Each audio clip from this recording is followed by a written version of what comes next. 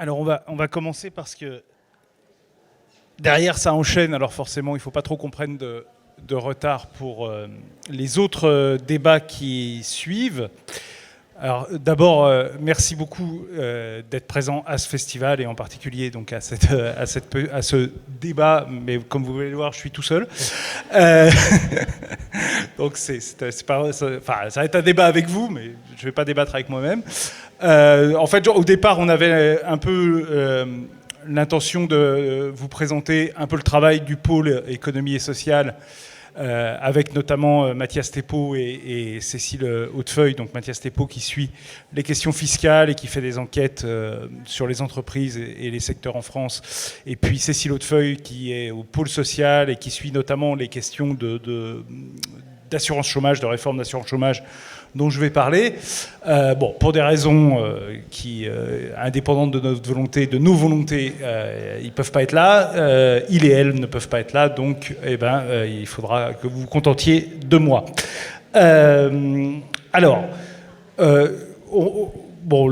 titre du débat est un peu alambiqué, mais l'idée c'était un petit peu de faire un point sur le travail qu'on essaye de faire au pôle économie et sociale autour de la crise économique un peu sous-jacente, latente qui existe, et de ses conséquences, évidemment. On va le voir sur l'aspect et la sphère politique, sociale, évidemment, géopolitique, écologique. Tout ça est évidemment lié, et c'est ce que je vais essayer de vous dire là. Et puis, puisque je suis seul à débattre avec moi-même, je vous propose que je vais essayer, c'est pas facile, mais je vais essayer de pas être trop long. Et puis, on pourra évidemment discuter ensemble jusqu'à la fin donc, de cette séance qui est prévue à 13h30. Alors, donc, on a intitulé ça « Crise avec un S du capitalisme ». Alors, ça suppose en fait deux choses. Deux mises au point d'emblée, on va dire. D'abord, la crise du capitalisme, c'est pas la crise des capitalistes. Et donc, quand on parle de crise du capitalisme, ça veut pas dire que les capitalistes sont plus pauvres avant que maintenant. Même au contraire, ça pourrait vouloir dire l'inverse. C'est ce que je vais essayer de vous expliquer tout à l'heure. Mais c'est plutôt... L'enjeu, c'est pas en fait l'existence du capitalisme qui s'effondrerait de lui-même, c'est plutôt en fait la modalité par laquelle il survit à des pressions internes ou externes entre guillemets, mais on verra que c'est pas si simple, et la façon dont il fait subir les effets de cette crise interne sur les autres parties de la société, et en particulier sur évidemment le monde du travail. On a proposé de mettre un S à ce terme de crise parce que dans notre esprit, la crise du capitalisme, elle est double en fait. Il y a une crise qui est assez classique, économique et sociale, qui a commencé en 2008 et dans laquelle on est en réalité jamais vraiment sorti, même si elle a pris des formes très différentes. Mais en fait, pour ceux qui sont abonnés et lecteurs, l'an passé, on a fait une série 1973 et un ou deux articles que j'avais fait dans cette série, c'était aussi pour montrer que cette crise, elle n'avait pas commencé en 2008, mais qu'elle avait commencé bien plus tôt, peut-être même en 1973. Donc il y a cette crise économique et sociale, on va revenir sur ses modalités, et puis il y a une deuxième crise, que évidemment je vous apprends rien, qui est la crise écologique. Et qui effectivement est lié également très étroitement à cette crise du capitalisme, puisque cette crise écologique peut être considérée effectivement comme un effet du capitalisme, donc une crise capitaliste, tout simplement parce qu'elle n'arrive pas en ce moment par hasard, elle arrive parce qu'il y a un mode de production qui se développe depuis 250 ans sur la planète, qui s'est aujourd'hui généralisé et qui est un mode de production extrêmement intensif en énergie fossile, en transport, en consommation de produits eux-mêmes issus de ces transformations liées à l'énergie fossile, et que tout ça effectivement a participé grandement à cette question du réchauffement climatique et de la crise de la biodiversité d'origine humaine, hein, puisque il y a toujours eu des changements climatiques, mais celle-ci, elle a cette particularité d'être d'origine humaine et d'être de grande ampleur, ce qui n'a évidemment rien à voir avec les autres changements climatiques historiques. Et effectivement, c'est difficile quand même. Il y en a qui essayent, mais ils ont un peu de mal parce que c'est quand même difficile de pallier ça au mode de production actuel. Donc, ça, c'est un élément qui est important. Je vais commencer un petit peu là-dessus, qui est que, effectivement, la solution qui est proposée par le capitalisme à la crise écologique, bah, c'est de régler sa propre crise, c'est-à-dire de régler sa propre crise de rentabilité, je dirais, absolue. On verra qu'il y a des solutions pour régler la crise de la rentabilité, mais depuis en fait 50 ans, le capitalisme cherche en permanence à régler ce problème de rentabilité dont l'origine est liée en grande partie à un affaiblissement structurel des gains de productivité. Et donc la solution, évidemment, elle est toute faite, c'est que c'est la fameuse croissance verte, hein, c'est-à-dire qu'on va en fait investir dans des énergies propres, dans des modes de production qui seront propres, et c'est le fameux, un des premiers mythes de cette crise capitaliste, qui est celui du découplage. Hein. Alors j'ai fait un article il y a quelques semaines sur le sujet, mais c'est un élément qui est important puisque aujourd'hui, toutes les grandes institutions internationales, qu'elles soient économiques ou non économiques, hein, des Nations Unies au FMI, à l'Union européenne, à tous les gouvernements quasiment de la planète, ont en fait cette stratégie de croissance verte, de découplage entre la croissance du PIB et les émissions de gaz à effet de serre, puisque en fait, sur cette question du découplage, on est surtout concentré sur la question des émissions à effet de serre, même si la Banque mondiale a développé un critère prenant en compte des effets sur la biodiversité, mais enfin tout ça est assez discutable. Et donc l'idée des capitalistes, c'est simple, c'est qu'il va y avoir des activités qui vont permettre de régler cette crise écologique et qui vont en plus être rentables et qui donc vont régler l'autre crise du capitalisme qui est sa crise économique. Ce qu'on voit très clairement, c'est qu'il y a des découplages partiels, localisés. Tout dépend de la façon dont on les calcule. Est-ce qu'on prend en compte les importations? Est-ce qu'on ne les prend pas?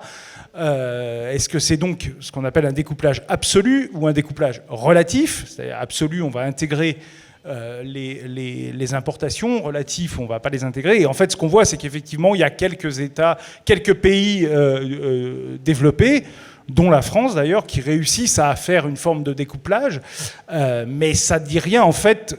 Le problème de la crise écologique, c'est qu'elle n'est pas en France, enfin elle n'est pas que en France. Donc le découplage, il est efficace que s'il est continu, c'est-à-dire durable dans le temps, que s'il est général, donc sur l'ensemble de la planète, et que s'il est d'une certaine ampleur. C'est-à-dire qu'il faut effectivement qu'on ait une vraie baisse des émissions de gaz à effet de serre, et ça, encore une fois, parenthèse, mais c'est important, sans prendre en compte les autres effets, les autres facettes de la crise écologique. Là, le pôle écologie en parle aussi régulièrement, hein, qui sont les effets sur la biodiversité, sur les écosystèmes, etc. Bon, et ça, en fait, aujourd'hui, on voit bien que ça n'a pas lieu, ce découplage-là, on ne le voit jamais, en fait. Et donc, ce qui se passe, c'est qu'au contraire, on a des effets de rattrapage de la croissance des pays du sud global, hein, comme on dit aujourd'hui, et que ça, effectivement, ça entraîne une augmentation globale des gaz à effet de serre avec une accélération de la crise écologique. Crise écologique qui, effectivement, ensuite a des conséquences économiques extrêmement sévères sur certains pays. Alors évidemment, les plus fragiles sont en première ligne. Hein. On pense notamment, et on a fait des reportages sur le sujet à Mediapart, on pense notamment au Pakistan, mais il y a évidemment beaucoup d'autres pays qui sont touchés par ces phénomènes-là. Hein. tout l'espace Pacifique, notamment, est touché par les phénomènes La Niña et El Niño, qui sont des phénomènes de réchauffement extrêmement violents. Donc, cette parenthèse qui n'en est pas une, pour vous dire qu'effectivement, il y a cette crise écologique qui fait partie de la crise capitaliste, et l'accélération, en fait, de certains investissements dans certaines activités au sein du capitalisme, en fait, tente de répondre à la crise de la rentabilité en accélérant la crise écologique. Alors, évidemment, c'est pas anecdotique parce que c'est aujourd'hui en fait le cœur des investissements. Lorsque vous regardez les investissements qui sont réalisés au niveau global, vous voyez que ce sont des investissements qui sont réalisés principalement dans des domaines des technologies, de la finance. Évidemment, on pense à l'intelligence artificielle, on pense aux crypto-monnaies, il y a eu un moment le métavers, et tous ces investissements sont des investissements extrêmement gourmands en énergie. Il y a aujourd'hui des prévisions qui commencent à sortir sur le coût énergétique de l'intelligence artificielle, puisqu'il va falloir... L'intelligence artificielle, c'est une technologie qui repose sur le stockage d'informations, donc il va falloir en fait stocker cette information quelque part dans des serveurs qui chauffent et qui fonctionnent en permanence, et tout ça évidemment coûte beaucoup d'énergie et cause en fait une accélération de la crise écologique, puisqu'on est arrivé à des points où en fait si on ne baisse pas les gaz à effet de serre, on a un effet qui est très fort sur l'accélération de la crise. Donc on voit que les deux crises sont liées, et c'est pour ça que j'avais mis ce S à notre débat d'aujourd'hui. J'avais écrit dans le... Je suis désolé, je parle de mes papiers, mais parce que je suis tout seul, alors je parle de mes papiers, voilà. Mais oui. Oui, bien sûr. Alors... l'idée de la crise de la rentabilité, et là je vais développer ça, c'est pas de dire que le taux de profit, enfin que les profits baissent, puisque vous le voyez, vous l'avez vu, Martine Orange a fait un papier cette semaine sur les profits du CAC 40, ça va plutôt bien en fait. Mais l'idée c'est plutôt que la rentabilité issue des activités, je dirais classiques, du capitalisme, c'est-à-dire en fait du travail classique, de l'industrie, des activités de services classiques, elle a plutôt tendance en fait à aller vers le bas. Pourquoi ? Parce que en fait, vous avez deux façons d'augmenter la rentabilité d'une entreprise. Soit vous augmentez la productivité, c'est-à-dire que vous faites travailler moins de personnes pour produire plus de valeur, soit vous faites travailler plus de personnes pour produire plus de valeur. Alors ça, c'est un peu plus coûteux, mais bon, si vous arrivez à maintenir les salaires à un niveau faible, ça fonctionne. Le problème depuis la fin des années 60, mais encore plus depuis le milieu des années 70, c'est que les gains de productivité, donc ce que l'on gagne par la productivité, ont une tendance très forte à la baisse. Ça, c'est quelque chose d'à peu près général. Et d'ailleurs, même contrairement à ce qu'on peut penser dans beaucoup de cas, y compris dans certains pays émergents. Alors il y a des effets de rattrapage qui sont un peu compliqués à définir, mais on voit très bien que des pays comme la Chine ou l'Indonésie ont des vrais problèmes de productivité. Et effectivement, dans les pays avancés, en Europe et aux États-Unis, on a une pression à la baisse des gains de productivité. Lorsque vous avez cette pression à la baisse des gains de productivité, pour faire de la croissance, pour faire de la rentabilité, vous n'avez pas d'autre solution que soit de faire pression sur les conditions de travail, les salaires et le temps de travail, c'est-à-dire faire travailler les gens plus longtemps pour moins cher. Ça, c'est la façon la plus classique. Soit la deuxième façon, c'est de trouver des contre-tendances, c'est-à-dire d'aller faire du profit ailleurs.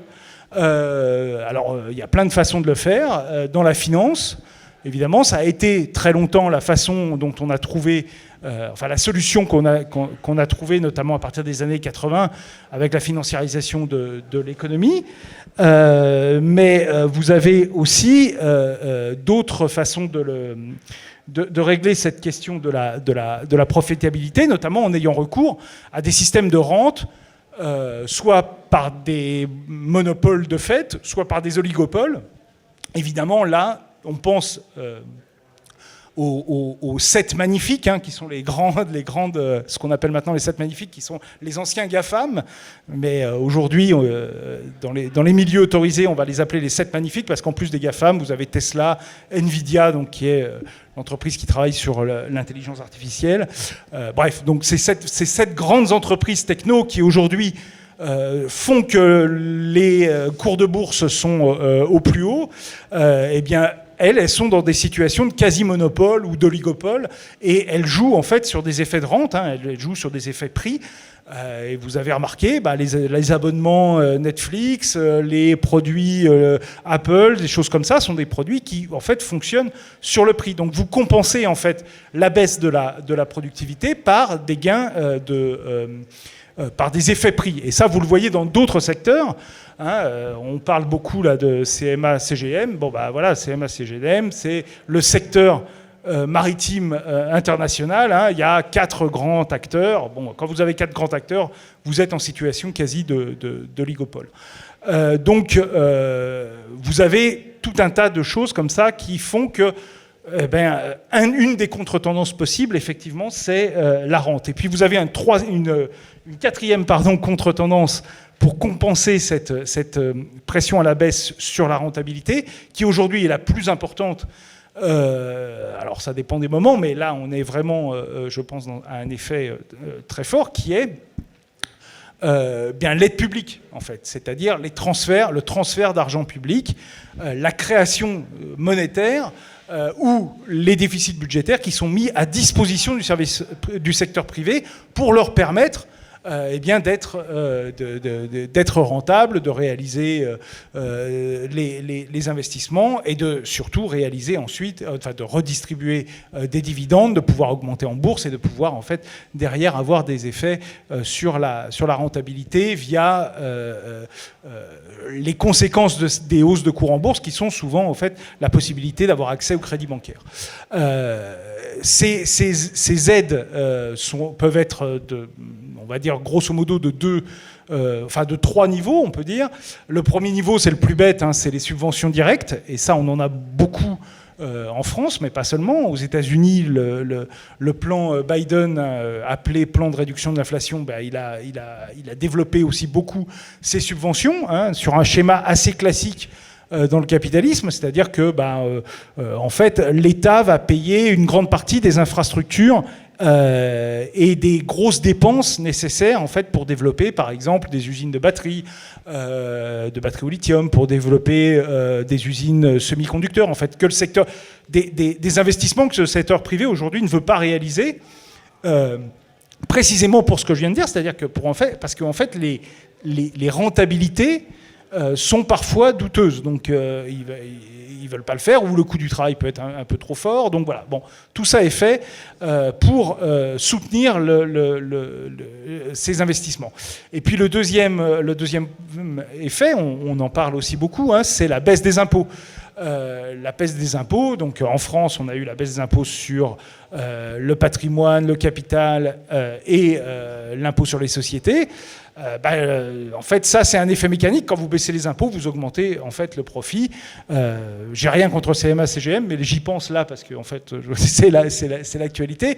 Mais voilà, eux, ils payent 2,5% de leurs bénéfices en impôts grâce à une niche fiscale au lieu de 25%, qui est le taux déjà abaissé par rapport au début du quinquennat d'Emmanuel Macron, où c'était à 33,3, le taux normal de l'impôt sur les sociétés. Donc évidemment, quand vous payez 2,5% d'impôts et pas 25%, vous faites plus de bénéfices. C'est un peu tautologique de le dire. Donc voilà, c'est un peu ça la crise de la rentabilité, c'est évidemment d'avoir quelque chose où vous avez une pression à la baisse sur la rentabilité qui doit être compensée par d'autres effets. Et cette pression à la baisse sur la rentabilité, on le voit très bien quand même sur l'affaiblissement global de la croissance, qui est on pourra y revenir si vous voulez. Pourquoi je parle de la croissance, évidemment, c'est pas pour en faire l'éloge, c'est parce que c'est en fait le critère de réussite dans le système capitaliste. C'est la croissance, c'est la valeur ajoutée agrégé. Donc c'est le critère par lequel on peut juger en fait de cette réussite. Et ce qu'on voit, c'est qu'effectivement, on a un affaiblissement structurel de la croissance mondiale qui a commencé dans les pays avancés. Aujourd'hui, lorsque l'on fait 1,5% de croissance, en fait, on fait une très bonne année de croissance en France, alors que, évidemment, ce n'est pas un taux de croissance très élevé. Objectivement, mais bon, ça c'est aussi l'effet du fait que cette croissance s'est structurellement affaiblie. Par exemple, aux États-Unis, il y a eu une croissance l'année dernière de 2,5%. C'est une croissance en fait assez moyenne. Et c'est une croissance qui a été soutenue, notamment par les plans d'aide publique, pendant le Covid, qui a permis en fait de soutenir la consommation, et puis aussi par le plan Biden. Et cette croissance en fait de 2,5%, on voit bien, elle permet tout juste de rejoindre la tendance d'avant la crise. Donc c'est un élément aussi qu'il faut avoir en tête pour juger de cette crise de rentabilité, c'est de regarder en fait les tendances. Et ce que vous voyez, c'est que en fait, à chaque crise depuis 1973, vous avez une cassure dans la tendance. C'est-à-dire que vous avez en fait un rythme de croissance, un rythme de création de richesse au sens capitaliste du terme, qui s'est affaibli à chacune de ces crises-là. Et donc vous avez des courbes de PIB qui ont plutôt tendance à avoir cette forme-là, je ne sais pas si je suis très clair, mais qui ont une tendance un peu à s'aplatir. Et effectivement, du point de vue du capitalisme, c'est extrêmement inquiétant, parce que le capitalisme, lui, il est dans une logique d'accumulation et d'accroissement en fait de l'accumulation, d'accroissement des rendements. Et donc effectivement, ça provoque des conséquences politiques et sociales importantes. Donc c'est là où je voulais en arriver pour arriver à la deuxième partie de cette intervention. Dans ce cadre-là, avec un État qui doit soutenir, un capitalisme qui est obligé de trouver des contre-tendances à sa crise de rentabilité, on a des conséquences évidemment sociales et politiques importantes. La première conséquence sociale, c'est celle que vous pouvez voir, c'est la pression sur le monde du travail. Alors depuis 2017, je vais faire un petit... On va parler principalement de la France. Si vous voulez parler d'autres pays, on en parlera, mais on va parler principalement de la France. Cette pression sociale, elle s'est réalisée, et c'est d'ailleurs, ça me fait penser que je n'ai pas parlé de la troisième façon dont l'État venait soutenir le capital. C'est évidemment via les réformes structurelles, donc les fameuses réformes qui affaiblissent en fait le camp du travail face au camp du capital dans les discussions, et notamment dans les discussions salariales. Et évidemment, la loi travail de 2016, les ordonnances Macron de 2017, la réforme des retraites de 2023, les réformes de l'assurance chômage de 2019, 2022, 2023 et celle qui est encore à venir, tout ça, ce sont des choses qui, en fait, évidemment, appauvrissent les gens qui sont directement concernés, notamment les chômeurs, de façon très directe, mais qui ont vocation, en fait, à faire pression sur les salaires de ceux qui sont salariés, et de façon très simple. C'est-à-dire qu'en fait, quand vous allez forcer les gens à accepter n'importe quel emploi parce que en fait vous les privez en fait de leur moyen de vivre, en fait vous les forcez à accepter des emplois non seulement à des niveaux de qualification qui ne sont pas forcément ceux qu'ils voudraient, non seulement des emplois que les gens n'ont pas forcément envie de faire, mais en plus à des salaires qui sont effectivement inférieurs. Et ça fait pression sur l'ensemble de la chaîne, sur l'ensemble de l'échelle des salaires. Et c'est bien la fonction de ces réformes. Et ce que l'on voit, c'est qu'on voit, de façon qui pourrait apparaître pour un économiste orthodoxe un peu contre-intuitive, c'est-à-dire qu'on a une amélioration de l'emploi, des statistiques de l'emploi, on va dire, et en même temps une dégradation en fait de la situation des salariés. normalement, le plein emploi, quand on vous fait rêver avec le plein emploi, c'est pourquoi ? C'est parce qu'en fait, le plein emploi, c'est un moment où, théoriquement, vous allez pouvoir faire pression sur le patronat pour avoir des augmentations de salaire, pour être mieux payé. Parce que vous dites, il y a le plein emploi, il suffit, si vous ne voulez pas accepter mon augmentation de salaire, je vais en face, ils vont m'embaucher à plus cher, puisqu'il y a pénurie de main-d'œuvre, soi-disant. En fait, on voit bien que c'est pas du tout ce qui se passe. Que le plein emploi aujourd'hui, il est ce que j'ai appelé, ce qu'on a appelé avec Cécile Hautefeuille, hein, il est répressif. C'est un plein emploi répressif, c'est-à-dire qu'on utilise ce plein emploi pour en fait faire pression sur les revenus des chômeurs et sur les revenus de tous les salariés. Et comment c'est possible ça ? C'est possible toujours par la question de la productivité. C'est-à-dire que si vous avez un plein emploi qui n'est pas lié, comme dans les années 50-60, à une augmentation très forte de la productivité qui en fait augmente l'investissement et qui en fait derrière augmente l'emploi, mais que vous avez en fait un plein emploi ou une baisse du chômage qui est lié à deux faits, qui est que les emplois créés sont des emplois peu productifs et que donc ils ne sont créés qu'à condition qu'ils soient précaires et bon marché, d'une part, et que d'autre part, et c'est ce qui s'est passé en France, une grande partie des emplois créés sont subventionnés, en fait, soit par des baisses de cotisations, etc., soit directement parce que l'État paye les salaires. Ça a été le cas avec notamment l'effet sur l'apprentissage, hein, qui est une grande partie, en fait, de la baisse du chômage en France. Et donc, si c'est cette baisse du chômage-là, en fait, mais vous n'avez pas de pression favorable pour les salariés. Et au contraire, vous avez une pression défavorable. Et c'est là où on retrouve le lien entre crise du capitalisme, dépendance aux subventions de l'État, et puis derrière, pression sur le travail. Et donc ça, effectivement, c'est un effet social qui est extrêmement fort et que l'on voit très bien en France, où moi je me souviens, après les réformes de 2017, 2018, on me disait « Ah oui, mais bon, c'est fini maintenant, il a fait tout ce qu'il pouvait, il n'y a plus rien, il n'y a plus de réforme à faire sur le marché du travail. » Mais en fait, il y a toujours. Tant que les gens ont un salaire et ont quelques droits, en fait, il y a toujours quelque chose à renier. Et on le voit, ils sont passés notamment par la réforme de l'assurance chômage, qui est un élément extrêmement important. Et on essaye, nous, à la rédaction, d'appuyer le plus possible sur ces réformes, parce que c'est quelque chose qui est à la fois socialement dévastateur et qui a un effet, en fait, vraiment très fort à long terme. Pardon, je regarde. Bon, évidemment, je suis très bavard, donc je vais aller un petit peu plus vite. Sur les effets politiques, vous voyez bien la question, c'est qu'il faut faire accepter des réformes sociales très négatives à la population. On l'a vu avec la réforme des retraites notamment, hein, qui a été très impopulaire. Il faut faire accepter des transferts d'argent public, d'argent commun vers le secteur privé pour soutenir sa rentabilité.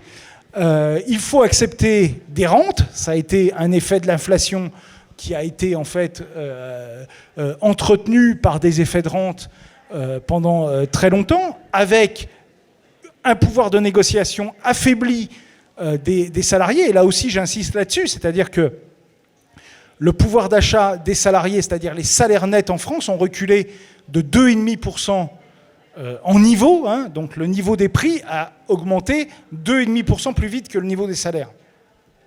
C'est une crise de niveau de vie qui est incroyable, en fait. On pourrait discuter parce que les calculs ne sont pas tout à fait les mêmes, mais à mon avis, elle est plus forte que dans les années 70 quand l'inflation a été durablement au-dessus de 10%. Donc c'est une crise quand même assez incroyable, et c'est une crise qui s'est passée concomitamment à une augmentation statistique de l'emploi, alors qu'on aurait pu se dire qu'en période d'inflation, avec une augmentation de l'emploi, logiquement, selon la doctrine classique de l'économie, on doit avoir une augmentation des salaires. On a eu une baisse des salaires réelle, hein, pas nominale évidemment, mais réelle. Donc on a eu une baisse des salaires, et ça c'est quelque chose qui est lié en fait à ces effets de rente, à ces effets de déréglementation du marché du travail, et en ce qui concerne la France, comme vous avez pu le constater, une obsession du gouvernement pendant ces 2 années d'inflation, ça a été de parler de tout sauf de salaire. Hein. Vraiment, on a tout essayé pour ne jamais parler de la question des salaires. Et en tout cas, si on en parlait, pour ne jamais la traiter, en tout cas. Donc, je ne sais plus pourquoi. Oui, voilà. Faire accepter donc des baisses de salaire réelles, des transferts d'argent public, des réformes socialement coûteuses, ça, évidemment, politiquement, ça passe par un effet de répression extrêmement forte. Donc on a un durcissement autoritaire, je ne vais pas rentrer dans le détail, et il y a plein ici de gens qui l'ont documenté, et on l'a vu avec la répression de la réforme, de la contestation de la réforme des retraites l'an passé. Et puis l'autre élément, c'est de faire regarder les gens ailleurs, évidemment, et de faire regarder les gens ailleurs, notamment sur les questions, évidemment, d'immigration, de wokisme, et d'utiliser tout l'espace public pour parler de ça, pour surtout ne pas parler du reste, c'est-à-dire des causes réelles, des problèmes de pouvoir d'achat, de choses comme ça. Et ça, effectivement, ça entraîne un deuxième aspect qui est celui de la montée des idées d'extrême droite, de l'extrême droite, et d'une certaine convergence des milieux capitalistes avec l'extrême droite. Là encore, il y a quelques semaines, j'avais fait un article suite à cette tribune assez incroyable qui est passée complètement inaperçue. Moi, ça m'a surpris à titre personnel, mais c'est que l'époque change, de Marine Le Pen dans Les Échos. Voilà, donc Marine Le Pen qui proposait tout bêtement une discrimination entre les résidents français pour régler les problèmes budgétaires, et ça passait impeccablement dans les Échos. Donc il y a quand même quelque chose qui est en train de se passer à ce niveau-là, qui est pour le coup mondial, puisqu'on voit une montée de ces idées-là un peu partout. Et je dirais que ça vient un peu confirmer quand même si les corrélations ne sont pas des causalités, on est d'accord, mais enfin ça vient quand même confirmer le fait que dans un monde qui est devenu entièrement capitaliste, cette montée générale en fait de l'extrême droite réactionnaire, xénophobe, eh bien, elle dit quelque chose de la crise de ce système de production. Et le dernier élément, évidemment, c'est les tensions géopolitiques qui ne peuvent pas être totalement incomprises sans avoir des éléments où, puisque vous avez une pression générale sur la rentabilité, vous avez des grandes puissances qui vont essayer de sécuriser leur rentabilité, la rentabilité de leurs entreprises, par des effets d'impérialisme qui sont d'assurer à la fois des approvisionnements et puis des marchés. Et donc ça, effectivement, ça peut passer par ce qu'on appelle du soft power, plus ou moins soft d'ailleurs, via la dette. Ça peut passer par du hard power, un peu plus hard, un peu via des opérations militaires spéciales, par exemple. Mais en tout cas, ce qui est certain, c'est que vous avez des chocs là, qui sont des chocs qui sont aussi d'origine, en partie, pas seulement, évidemment, il ne s'agit pas de tout expliquer par l'économie, mais en partie d'origine économique. En tout cas, il y a des explications économiques aussi à ces crises-là et à ces tensions-là, et notamment à la tension centrale aujourd'hui entre la Chine et les États-Unis. On voit bien que les questions économiques là aussi, si vous voulez, on pourra rapidement y revenir, mais sont centrales. Voilà, donc je vais m'arrêter là parce que sinon je peux continuer, mais ce n'est pas la question. Et je vais vous laisser la parole. Je crois que madame avait une nouvelle question. Voilà, et je vous remercie par ailleurs pour votre attention. Voilà, on a deux. Ça vient. Merci.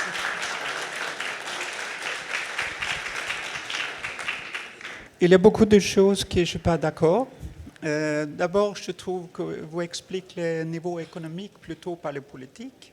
Le rente, ce n'est pas un phénomène à cause de prix, c'est un phénomène interne dans le marché c'est une redistribution de profit. Par exemple, pour le téléphone portable, Samsung a la majorité du marché, mais Apple gagne 90% de profit de ce marché, parce qu'il y a une redistribution de profit dans le marché même. Mais peut-être plus importante que tout l'autre, il faut faire une analyse de couches de capitalisme. Ils ne sont pas la même chose. Pour ça que Marx s'appelle département 1, ça veut dire la production de matériel primaire et pour les machines. Eux, ils ont une stratégie alternative pour contrarier le baisse de profit. Ça veut dire investir dans d'être un producteur de l'arme de guerre. C'est eux qui ont financé Hitler, c'était Thyssen, le groupe allemand, c'était IG Farben, c'était Bayer Leverkusen et c'était Krupp, qui est les 4 les plus grandes financières de Hitler. Le 5e, c'était Henry Ford, qui était nazi américain. On voit la même chose maintenant. Le capitaliste de département 1 investir dans le fascisme, parce que ça peut jouer sur leur rentabilité. Donc, il y a des différences entre les capitalistes qu'il faut analyser aussi. Oui, bah, vous avez sans doute... c'est une analyse qui est aussi intéressante, mais pour les rentes, par contre, je pense que quand même, il y a un effet prix qui est assez...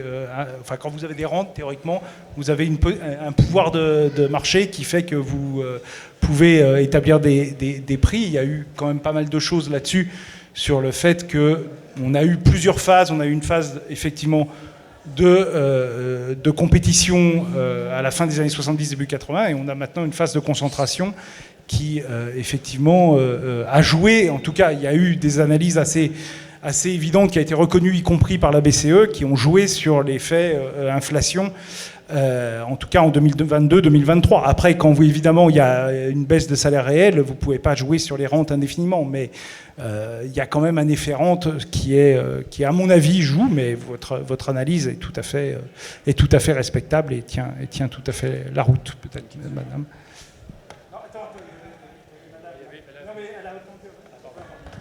Pardon, excusez-moi. Oui, bonjour. Je voulais juste revenir sur la tribune de Marine Le Pen dans Les Échos et sur la relation entre le néolibéralisme et on va dire la politique d'extrême droite. Je voudrais savoir si vous pensez vraiment, si les néolibéralismes qui sont au pouvoir pensent qu'il y a vraiment un avantage économique à mettre en place une politique d'extrême droite, et à quel point l'extrême droite va bénéficier ou pas au système capitalisme. Voilà. En fait, je pense qu'il y a quelque chose qui est un peu... enfin, il y a un phénomène qui fait que pour moi, la priorité, c'est véritablement de détourner le regard de tout ce qu'on a, de tout ce que j'ai essayé de dire en termes de pression sur le corps social, quoi. Et effectivement, pour ça, en fait, l'extrême droite est un bon moyen. Je dirais peut-être quand tous les autres moyens ont été épuisés, c'est un bon moyen. Et en fait, ce qu'on voit sur le programme économique de l'extrême droite, c'est qu'il n'y a pas de remise en cause des transferts massifs en fait vers le secteur privé. Au contraire, il y a encore des baisses de prix. Alors tout ça est caché derrière une forme de nationalisme économique où on dit on va faire profiter en fait le capital national plutôt que le capital globalisé, etc. Mais bon, en fait, la question se posera pour eux de savoir comment ils définissent le capital national aujourd'hui, alors qu'en France, la France est un pays multinational en fait.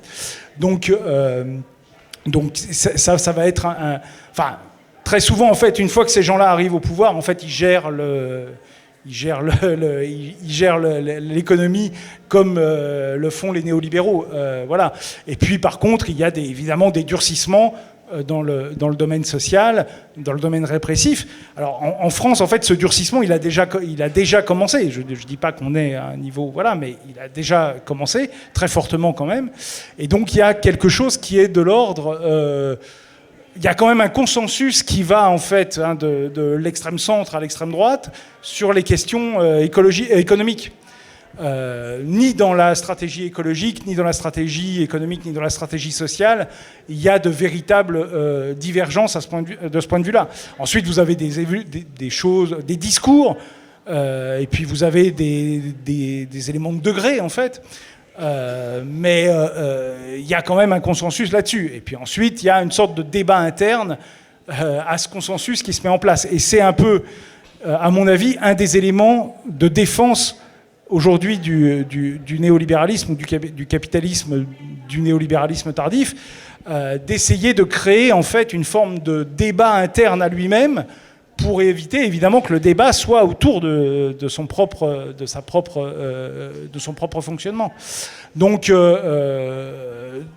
oui, il y a un danger qu'à un moment, des partis du capital basculent du côté de l'extrême droite, si évidemment ils estiment qu'il y a une défense de leurs intérêts qui est mieux faite par ces gens-là que par ceux qui gèrent aujourd'hui l'État, quoi. Et effectivement, cette tribune dans les Échos m'avait semblé quand même... et surtout le fait qu'il n'y ait pas de réponse, enfin qu'il n'y ait pas de... Tout le monde trouve ça normal, en fait. C'est un peu étonnant. C'est-à-dire que, c'était pas juste une tribune comme ça. C'était une tribune où elle expliquait qu'elle allait régler le problème de la dette. Donc déjà, vous voyez, il y avait une espèce de focalisation sur la dette qui est celle qui est portée par peut-être le futur candidat des néolibéraux à la présidentielle de 2027, qui est Édouard Philippe, qui est un obsédé absolu de la dette publique et de l'austérité. Alors on n'en a pas parlé, mais dans un moment où précisément on a une politique d'austérité qui se met en place en France, donc on est pile poil dans le consensus, et la proposition de Marine Le Pen, c'était de faire la préférence nationale pour régler le problème de la dette.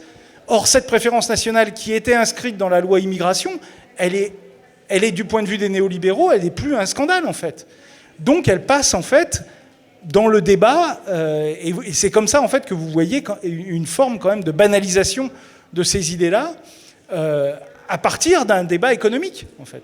Donc, effectivement, je ne veux pas faire de prophétie, hein, mais on voit bien qu'il y a quelque chose qui est en train de se constituer à cet endroit-là, quoi.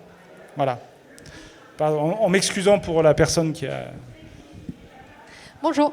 Est-ce que vous pourrez vous présenter, déjà ? Moi, pardon. Bah oui. Pardon, excusez-moi. Et après, j'ai une question. Est-ce que vous avez observé un comportement différent en fonction de la nature des actionnaires ? C'est-à-dire qu'entre des muliers, actionnaires familiaux, des zinzins type fonds souverains norvégiens, l'État, la CDC, les groupes cotés avec, je sais pas, Danone qui a que des petits porteurs et un Legrand qui a que des zinzins, est-ce qu'ils se comportent potentiellement... Oui, zinzins, pardon, investisseurs institutionnels. Est-ce qu'ils se comportent différemment ou est-ce que de toute façon ils sont entre guillemets tous coincés par le système capitaliste ? Effectivement, j'ai oublié de me présenter, pardon, je suis Romaric Godin, je suis journaliste au service économique et social de Mediapart.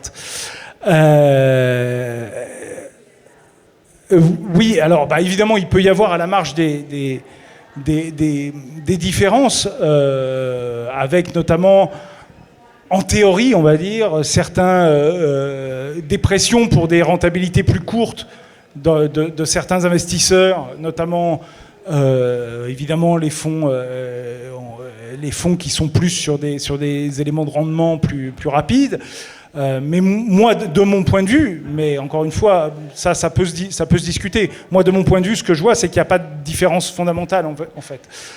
Et que vous pouvez voir, Bernard Arnault, c'est un groupe familial, enfin, LVMH, c'est un groupe familial.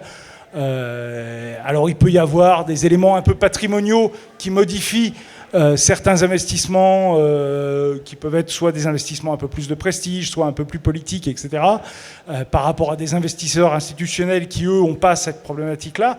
Mais grosso modo, on ne voit pas, à mon sens en tout cas, on ne voit pas de... Enfin, la question... Après, il y a des différences de secteurs que Madame a mis en avant, et avec raison. Cette pression sur la rentabilité, elle n'est pas la même dans tous les secteurs non plus. Mais je pense que c'est plutôt la différence fondamentale, elle est plutôt effectivement dans les différences sectorielles que dans les différences de nature d'actionnaires. Notamment, effectivement, une des questions, c'est évidemment la rentabilité des secteurs de services, et notamment ceux qui se développent beaucoup, services aux entreprises, services à la personne, où effectivement les gains de productivité sont extrêmement difficiles à mettre en place. Et puis vous avez des secteurs, le secteur du luxe, la question de la productivité se pose d'une façon complètement différente. Madame a dit le secteur des matières premières, effectivement c'est une autre problématique. Moi je parlais au niveau général. Donc il peut y avoir effectivement des problématiques individuelles, mais à mon sens il y a une problématique générale qui se redéploie ensuite dans toute la structure productive.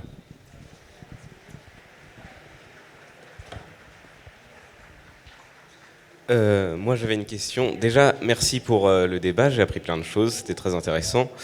Ma question, c'était est-ce que... vous avez parlé beaucoup de l'extrême droite, de la droite et de leur convergence. Et la gauche, dans tout ça, qu'est-ce qu'elle fait? Est-ce qu'elle a les moyens d'agir ou de mettre en place des vraies politiques? Je pense notamment à l'exemple de Syriza en Grèce qui n'a pas marché. Donc, voilà. Alors, moi, je ne suis pas journaliste politique. Je crois que vous avez au programme des choses sur le service politique qui pourraient peut-être vous intéresser là-dessus. Moi, ce que je peux vous dire, dans une autre vie, j'ai suivi beaucoup la question de la Grèce et de Syriza, donc je sais que je connais un peu les choses. La question est toujours la même, c'est-à-dire c'est la façon dont on envisage la transformation. En fait, si vous acceptez... pas obligé, mais si vous acceptez cette hypothèse qu'il y a effectivement une crise, des crises du capitalisme, et que vous essayez en fait de régler ces crises de l'intérieur, vous allez avoir effectivement une pression des capitalistes qui, si vous leur retirez toutes ces aides, tous ces appuis que j'ai établis, ils vont se défendre, quoi. Il va y avoir une réponse. Donc après, la question, c'est comment vous répondez à ça. Comment vous répondez collectivement, comment la société répond collectivement à ça. C'est pas que la gauche elle peut faire des propositions, mais après c'est la société qui doit répondre collectivement à ce défi. Et effectivement, la question c'est de savoir ce qu'on veut sauver en fait, ce qu'on veut. Alors ça dépasse totalement le cadre de ce débat, mais une des questions en fait qui est toujours derrière ces échecs politiques, c'est en fait souvent ça la question, c'est qu'est-ce que l'on veut sauver. Quel risque et quel sacrifice on est prêt à mettre en place pour pouvoir dépasser ces crises-là. Qu'est-ce qu'on a à perdre, qu'est-ce qu'on a à gagner. Tout ça, c'est des questions, en fait, normalement, le débat politique devrait permettre de les débattre, de parvenir à des réponses, à des semi-réponses, et en fait, les élections devraient permettre de définir en fait ces enjeux-là. Bon, vous voyez bien qu'en fait, très largement, on n'est pas trop là-dessus en fait. Donc, effectivement, quand vous avez des expériences où vous vous êtes confronté à des... après, le cas de Syriza est particulier parce que ils avaient un appui quand même populaire assez fort, confirmé par le référendum quelques jours avant, et après il y a quelque chose qui s'est passé en interne qui est de l'ordre qu'on peut discuter à l'infini, qui est peut-être de l'ordre de la classe politique grecque, de ce pays en particulier, de la pression de la zone euro, voilà. Il y a des choses extérieures aussi qui jouent, évidemment. Mais notez bien que quand Syriza a décidé de faire sa volte-face en niant le résultat du référendum, il n'y a pas eu de réponse de la société grecque. Après, c'est pas une question de dire c'est la faute des Grecs, etc. Ils avaient vécu 5 ans d'austérité, tout avait échoué pour eux. C'est un peuple, on ne pouvait pas leur demander de porter ça forcément à ce moment-là. Voilà. Bon. Donc c'est un cas particulier, on n'est pas là pour discuter de ce cas-là. Mais je pense que voilà, la question de la gauche, c'est aussi de savoir comment elle définit, quelle alternative elle définit à partir de... elle n'est pas obligée de prendre en compte ce que je viens de vous dire. Elle peut avoir une autre analyse de la situation, mais je pense que le point de départ, c'est d'avoir une analyse de la situation du capitalisme contemporain, de ce que l'on essaye de faire, c'est-à-dire est-ce que l'on essaye de réparer ce capitalisme, est-ce qu'on considère qu'il est réparable, est-ce que l'on essaye de le dépasser, est-ce que l'on essaye de faire autre chose, j'en sais rien. Voilà, donc ça c'est déjà un premier point. Et ensuite, c'est de discuter dans la société pour savoir ce que les gens dans la société sont prêts à accepter ou pas à accepter. Le règlement de la crise écologique, il passe pas en fait par des choses très agréables forcément. Enfin, je veux dire, il passe forcément par une modification en profondeur des comportements de consommation et de production. Et ça, c'est pas forcément agréable pour tout le monde. Il y a plein de gens qui sont pas prêts à le faire. Donc ça suppose de travailler aussi sur ces questions-là, sur le plan culturel. Ça suppose de mener une guerre culturelle. Évidemment, dans un pays où matin, midi et soir, on vous parle du danger des woke, on fait des polémiques à 3 francs sur n'importe quel truc, voilà, on parle pas de ça, quoi. Donc, effectivement, ça affaiblit, en fait, toute possibilité d'engager un débat sérieux sur ces questions-là. Et encore une fois, il ne s'agit pas de dire, voilà, ce que je vous ai dit, c'est la vérité, et puis voilà, tout ça doit être débattu, voilà, madame n'est pas d'accord. Je pense qu'il y a des débats à porter sur l'état du capitalisme, etc. Mais enfin, il faut au moins avoir ce débat-là, quoi. Et en fait, on ne l'a pas. Donc c'est un peu ça le problème. Et c'est pour ça qu'avec toutes les faiblesses de l'analyse que je viens de faire, je pense qu'elle est utile pour ça, pour pouvoir au moins poser ce débat-là et engager à notre niveau. On va pas, voilà, mais voilà, il faut essayer, quoi, avec les moyens qui sont les nôtres.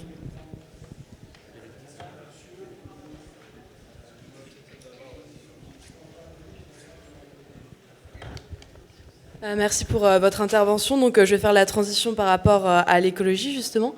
Par rapport au Green Deal, à quel point ça risque de changer l'économie française pour répondre aux accords de Paris ? Et est-ce que les objectifs fixés par le Green Deal vous paraissent assez ambitieux compte tenu de la crise climatique actuelle ?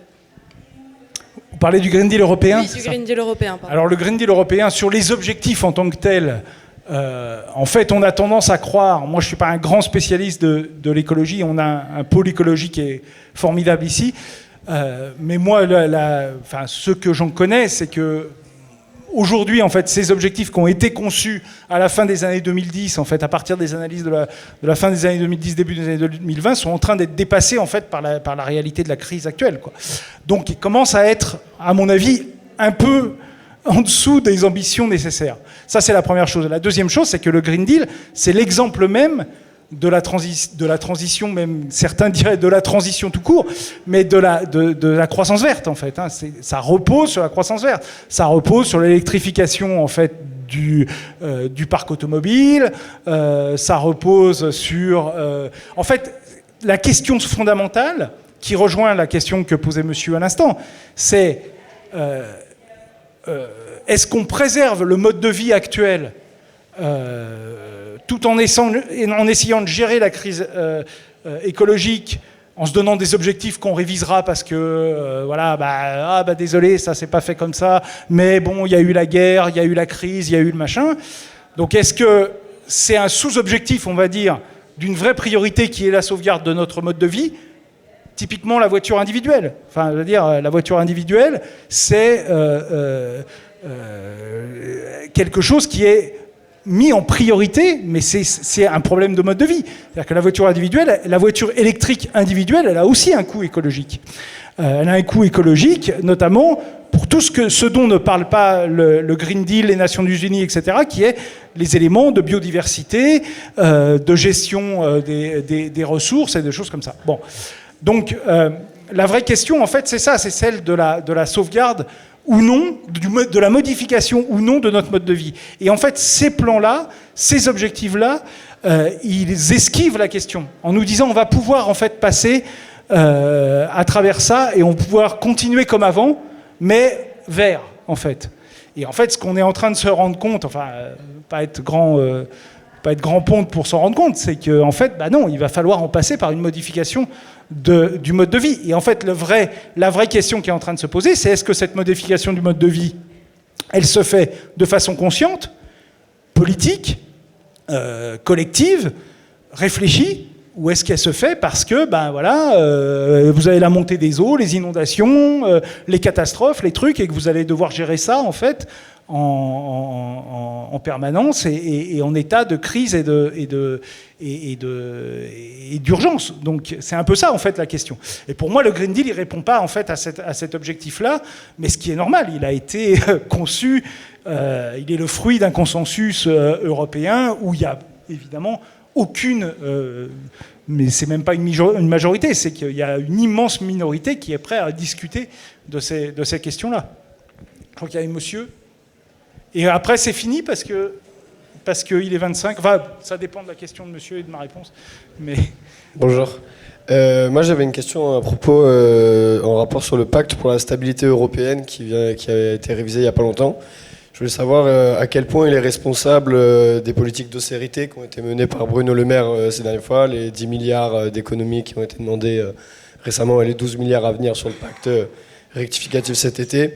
Et dans une deuxième question, c'est pourquoi nos dirigeants ne rendent que si peu compte des décisions qu'ils votent et qu'ils prennent au Parlement européen alors qu'il y a des effets directs sur les politiques publiques après dans chaque État.